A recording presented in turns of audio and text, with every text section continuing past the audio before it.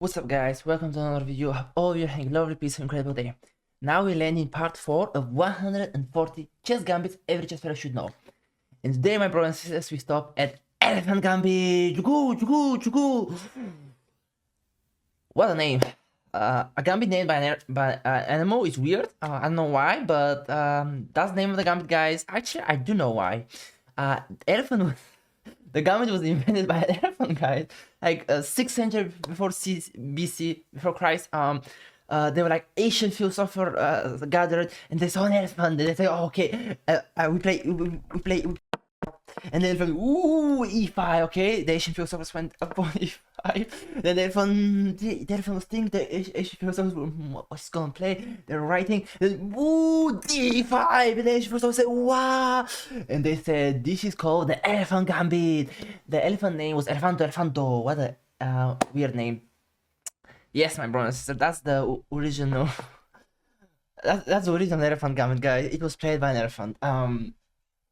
Yeah, actually, do you know that elephants can actually draw? They're actually super duper smart animals. So I'm not even surprised if that story is true. Okay, so let's get back to business, guys. This is the elephant gambit, my brothers and sisters. It starts with e4, e5, pawn f3, d5.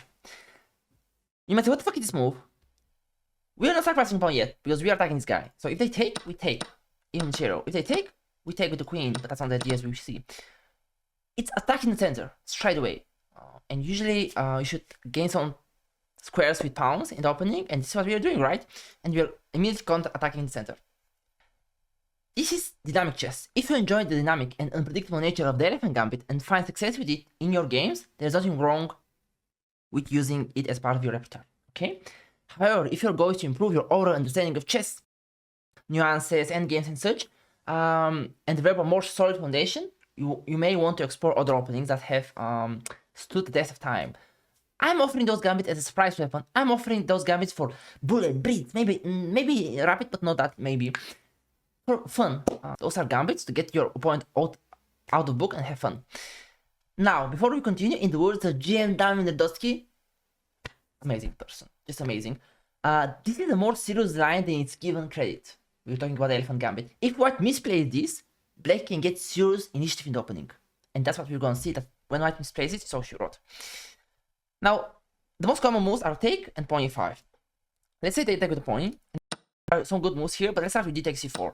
Now, bishop c4 is the most common move, like in the weak f7 square. White wants a free win, and then you go queen g5. Here, wow, what the fuck is this move? Attacking the g2 pawn, attack the pony, and sacrificing the f7 pawn. Now, here, everywhere we will take probably pawn to f7, but that's actually a blunder. We take on g2, attacking the rookie. So white has no time to take. Rook f1, and then what is the move here? Bishop g4, my brother and sister. This is the most common trick in elephant gambit. Now suddenly they cannot go f3 because that's how she wrote. It's completely losing position. So they have to cover, but tada! The pony is no longer protected. You just take, and king takes f2, and deck is winning. I guarantee you're gonna win a lot of games with this trick. So once again, d5, take, here, queen g5. That's it. Now if they go d4, attack this guy, then you take the pawn. Take on f7, then you just take the rookie. Change, and then pawn c6. You must say, oh, rookie. We already rook up, my brothers and sisters. So just go, you play chess. Look at those guys, completely winning position. The pawn on the rim is the dim. They try to bring back the pawn, just take. Now, not even material pawn up. Bring back the pawn, just rook d8.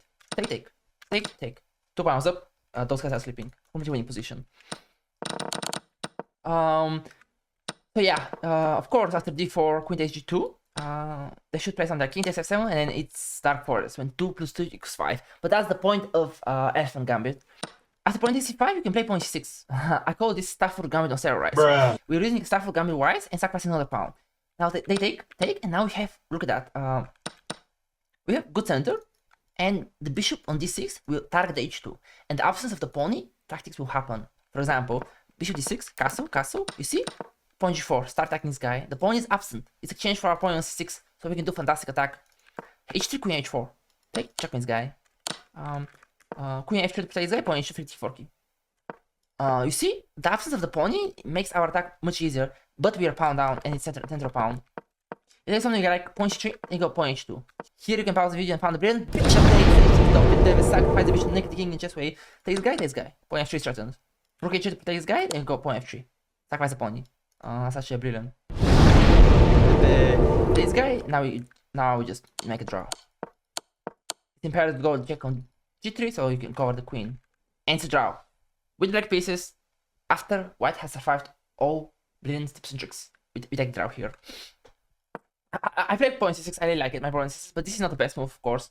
If they go bishop b5, that's a very interesting move here, just a6. Take.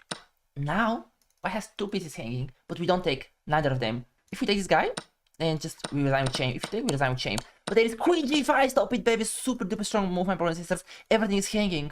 If they go like pawn d4, check, then we just take. Check castle, and then we just play chess. With dark forest. So they usually try to defend like something like bishop a4, because they're just piece up.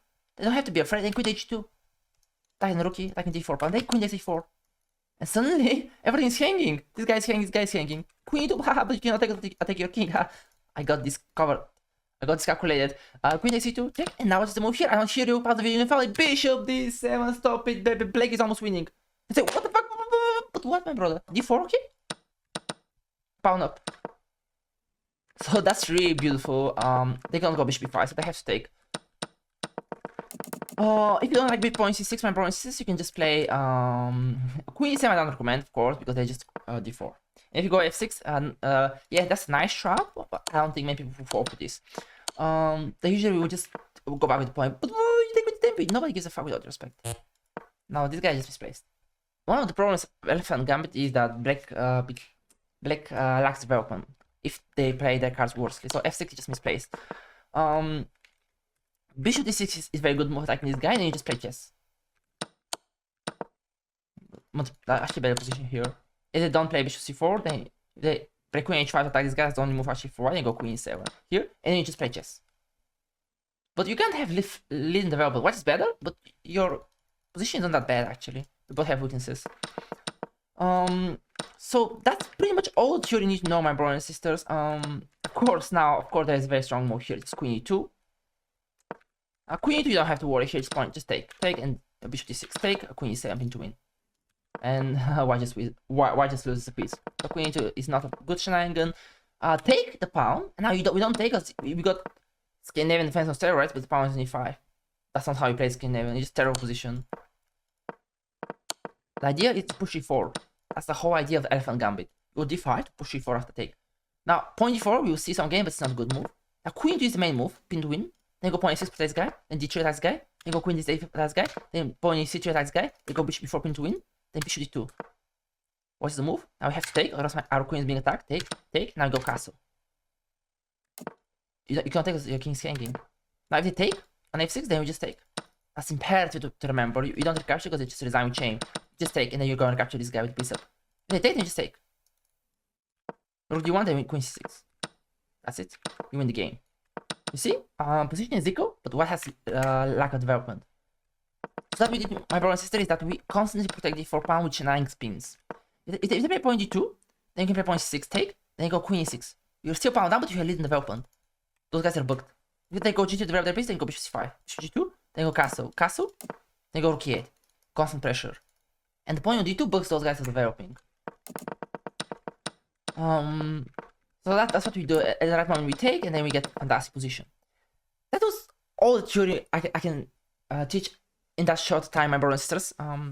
The way you master the Elephant Gambit is by playing it and see how practically white defends. Now we're going to look at some games, my brothers and sisters. This is played in Lichess game between IM Satasanka and Vampire Chicken. Fantastic, incredible person. It starts with e4. Pawn f3, d5. Elephant Gambit, take. Now, pawn f6 was chosen here. Argument pawn c6, that's the most fantastically established gambit on steroids. Or you can just play bishop c6. But pawn f6 is very romantic because the idea is to take with the queen. Now the queen is very centralized. Now they go d4, and now pawn c6 challenge the center. Now they take, pawn c3 to support bishop b5, pin to win. Now main begins to play here, and just take. Or you can just take. So this is a very nice trick. But they go bishop d2, they know it, they go castle. Now pawn bishop b5 right away, queen g2. He resigned. Rook is coming after c6. Black is completely lost. White's completely lost. And now I just blundered that. It's too far, and it's very rare to see queen on c6. If they go something like bishop d2, and you just again take. They go queen, now you go rook e8, bishop e2, then you go take. Then they take. Then you go rook takes c2. stop it, Bebe, sacrifice the rookie, bishop g2. That's a beautiful line. And if they take the queen, then my brother says just go bishop g4. Take f3, and go rook e8. Beautiful. Don't take, just bishop g4 is winning, because after here you're just losing actually. It's imperative to stop the king from castling. In the next example, I had this game in the bullet against ITP Karnov, and it starts with e4, e5, pawn f3, d5, elephant gambit, take, d4. White says, okay, I'm going to counterattack what you do, and have these shenanigans in the center, because I'm tempo up, but we use that, we can change queens on d5, so tempo up doesn't matter that much. It's imperative to go d takes e4. This is a good move, but I like this move a lot. Now they took on d5, I got pawn d7. On c6 is not that bad, but then pawn structure bugged. So I got pawn d7 plays guy. Take. Here, bishop d6. Black is a little bit better. The e4 pawn is giving you some space advantage on the king side, and the bishop is a monster. Now look how I develop my attack. See, bishop h5 into h5. I don't give a fuck without bishop, without respect. Here, take. Here, h4. And remember, in elephant gambit, the bishop on d6 is fantastically placed, because the pawn is usually exchanged for your queen side pony, and no longer protecting the king. Look how that attack develops. Just bishop c6. We already one piece here. That's like here, c6. They go back, then we're just gonna cast and we're gonna destroy him. So he has to sacrifice a piece here. And we end up winning a beautiful game. Fucking, but still we're winning. Another example by Vampire Chicken. Starts with e4, pawn f3, d5, take, d3, d3, passive move. It's like d4 move, but now take, queen start change, take, bishop c5, like this guy. Pawn takes c4, bishop takes f2, bishop c4, operation on this guy, but that's it. Pawn c6, we sacrifice this guy. Take this guy, bishop c4 check. Suddenly, black king is caught in a crossfire. King d2, now what's the move, my brothers and sisters? Oh yes, sacrifice the rook, take the rook. What is the move here? Big pawn takes c4, check this guy, controlling c3 square here. Big castle, stop this guy from brilliantly here. Rook d4, welcome to Elephant Gambit. Brrr, brrr. Look at that checkmate. Protecting this guy, protect this guy. Vampire Chicken, fantastic game. Just fantastic game. Beautiful center checkmate. Let's see real quick. D3 was played, take, pawn bishop c5, bishop takes f2, pawn c6, bishop g4 check, pawn f6, take, castle, and rook g4. Fantastic. White was too greedy to spend so much time for the pony, saying that, okay, we're queen down, okay, queens are changed, so we cannot get mated. Welcome to coordination between the minor pieces and heavy piece, the rookie. Now, next example, my brother is against Sam Kinga, a prodigy from Bulgaria. Starts with e4, pawn f5, elephant gambit, g4. So you're going to face this move a lot, because as I said, in White's mind, you're tempo up, so you can do shenanigans. But still, d takes c4, pawn takes c5, pawn c6, this time I choose pawn c6, take, pawn here, pawn f6, here, bishop d6. As you can see, the pawn on e4 gives a space advantage, and the bishop is perfectly aiming at this guy. Castle, pawn g4, like this guy. Here, h5, sacrificing the piece. Why not with h pawn? Because this guy's hanging, that's why, so I have to play f5. Taking a queen h4, like this guy, and g3. And what's the move here? I don't hear you. Bishop take g3, stop this guy from brilliantly. And suddenly, White has to take a draw, right? They lose. It's a brilliant for a draw, but who cares? Who cares? h5, g5, then gain draw. They have to go g5, otherwise you just and still draw. Queen h2 is unstoppable. As you can see that the bishop, the queen, we can do shenanigans like that. The next game against Brother Underdog, Dynamic Shift for playing, wonderful person. I'm going to the games fast because I want you to see how the game develops. How the initiative develops with black. e5, here, elephant gambit, here, e4. Attacking the point, now pawn g4. We will see queen into pinning, but now they play pawn g4. They're trying to not get in any theory, just to play safe. But then queen takes e5, attack the pawn. We want the pawn down, because White did not try to protect the pawn up with this move. Now we go a5, fantastic move, attacking the pawn. Angels understand with all the respect. Pawn c3, queen e5, very strong move. Angel says queen e5 is better here, but I don't give a fuck. Now d4 ampersand will help. Now a4 h3 is very strong. d4 ampersand is forced. Bishop e3, now a4. Attack this guy, a3. Take and bishop e4. As you can see, if White is not great enough to try to defend their pawn up, Black gets a free play and super duper easy play position. So the best way for White to face Elephant Gambit is to protect the pawn. And then we went up winning fantastic game. With an endgame, but we were already winning from the opening, and then look at that beautiful checkmate, pawn f2 mate. Now I have this game against Brother Eddie's, and look what happens. I'm going to show you what not to do with Elephant Gambit. Of course, I lost. E5, but Elephant Gambit stop with the have the balls of still to play Elephant Gambit against the Prodigy, if you World Champion. E4, and now Queen E2. That's fantastic move. Keeping on the pawn up. Now pawn A6 protect this guy and attacking this guy. Don't take right now because you're just losing the game. So it's imperative to go pawn A6 to protect this guy. D3, using the pin. Now we take. Now take. That was a weird move. Usually pawn G2 or pawn C3 are the best move. Then you pin, as I said. You go castle and you win the game. And after take, then you just easy position. But he decided to take here. He decided to take. Now usually you want to take with the pawn, but then you just lose a piece. Because f5 is f3. So it was imperative for me to take with the queen. Okay, exchange queens. Equal position. It's boring, but equal position, my brothers and sisters. Let's take bishop b3 to keep the queens on the board and just play chess. Look what happens here. Just take, and now you just play chess. Castle. Bad pawn structure. I took, and then he played pawn g2. He missed that. Then I go f5, play this guy, queen b5. Check. Let's go c6. That was a bad move. Bishop d7, equal position. And that was the game. So what we learned from this game is, my brothers and sisters, that we don't take with the pawn. We take with the queen. It's imperative. But usually why don't take? They want to keep the pressure on the e5 and the e4 pawn. That's the idea. Now, my brothers and sisters, for our secret question, and today's question is, what percentage does the ocean cover in the Earth's surface? So peaceful. Look at that turtle. Look at the ocean. Oh my gosh, so beautiful. And for our last exam, my brothers and sisters, we're gonna check out this game from Italy. This one was from Italy. Now I'm going to show you a line. If white tries to do some shenanigans, d5, pawn c3. That move was intended to play the pawn with the pawn. If I take, now they just take. Now pawn f6, then we just take, and it's born in position with d4. White is a little bit better. But it's imperative to go here d4. Now actually black is a little bit better. We just gain a huge champ. Pawn g2. Now just go pawn c6. Pawn g2 and go h5. Fantastic move. We're just not letting this pawn have a safe haven. h4 stop h4, but then bishop g4. Here, pawn f6, and as you can see, we have space advantage. And then I end up winning the game. Here, bishop b4 was completely winning. Well, it does not matter. What matters is that if white tries any shenanigans, we just take here and pawn d4, black has no problems. The main problem of black's position comes when they just take and go queen e2. But as we said, you just keep protecting this guy. Alright, you just keep protecting this guy, and then you sacrifice this guy for fantastic placement for your pieces. You even can go queen a5, like queen e6. Now, white has to develop their pieces. As I said, g4, then go bishop c5. Here, then go castle, then go rook e8. They go something like c2 to protect the center, then go a5. You're a pawn down, yes, but you have free read in development. The pawn can never move because this guy will be hanging. Rook, you want to play this guy, then pawn g4 immediately comes. They have to go back. Okay, they say, okay, I don't have to go back, just pawn b3. Let's take on f2.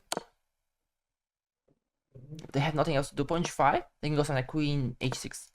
Very shenanigans. So, in Elephant Gambit, be prepared to sacrifice a pawn for lead in development and good placement for your pieces. If you love getting your opponent out of the comfort zone, then Elephant Gambit is your secret weapon. Why? The huge thumbs up for Elephant Gambit is that you can get it super duper easy, my brothers and sisters. Like e4, e5, most popular move is pawn f3, then d5, Elephant Gambit. If you know your tips, tricks, and brilliance, you can checkmate so many people, my brothers and sisters. And with that note, my brothers and sisters, we finished this video. Thanks so much for watching. Today we learned Elephant Gambit. I'm sure you're gonna win so many games and have so many romantic position with these games. Don't forget to wash your hands, spread peace and happiness, and most importantly, pray for peace in the Middle East and whole world. Thanks so much for watching, guys. Bye bye.